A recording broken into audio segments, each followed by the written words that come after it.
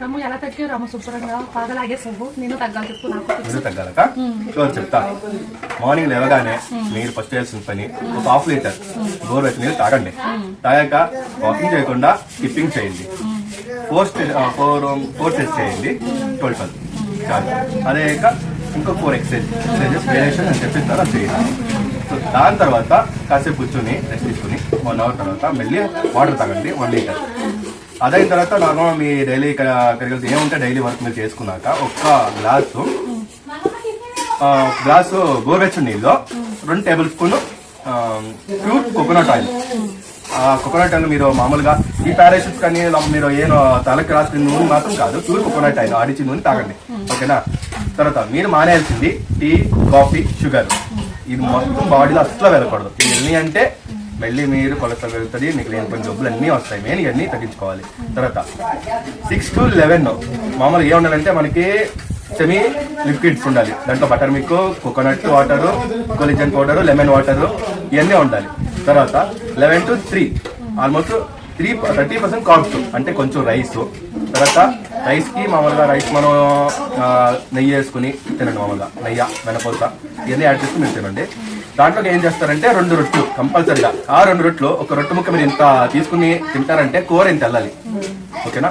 కూర ఇంత వెళ్తే ఏముంటుంది మీ బాడీలో మెయిన్ మీరు బాడీ పంపాల్సిన వెజిటేబుల్స్, గ్రీన్ వెజిటేబుల్స్ మెయిన్ పంపించండి మీరు. ఓకేనా? తర్వాత మళ్ళీ ఈవినింగ్ ఏదైనా సలాడ్ చేసుకుని, సలాడ్లో ఏమి ఉండాలి? ఓన్లీ ఫ్రూట్స్, వెజిటేబుల్స్ మెయిన్ ఉండాలి. అండ్ మార్నింగ్ టు ఇదేం చేసే ముందర మీరు మ్యాక్సిమం వాటర్ చాలా బాగా తాగాలి. వాటర్ తాగాల్సిందే మీరు మెయిన్.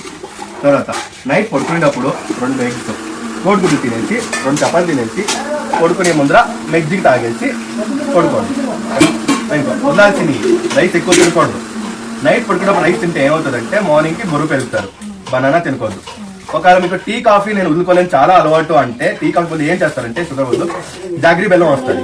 ఆయుర్వేదిక్ షాప్లో ఎక్కడ దొరుకుతుంది. ఆ బెల్లం తెచ్చుకుని మామూలుగా కొద్దిగా నీళ్లు మరిగించుకుని దాంట్లో తులసాకు, ఒక పుదీనా, ఆ బెల్లం వేసుకుని మరగబెట్టుకుని తాగొచ్చు. ఓకేనా?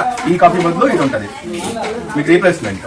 సో దీనికి ఏమవుతుంది, మనకి తులసి వల్ల మెయిన్ ఏ బ్యాడ్ బ్యాక్టీరియాస్ ఏమి వెళ్ళకుండా, క్యాన్సర్ ఏమి రాకుండా తగ్గిస్తుంది.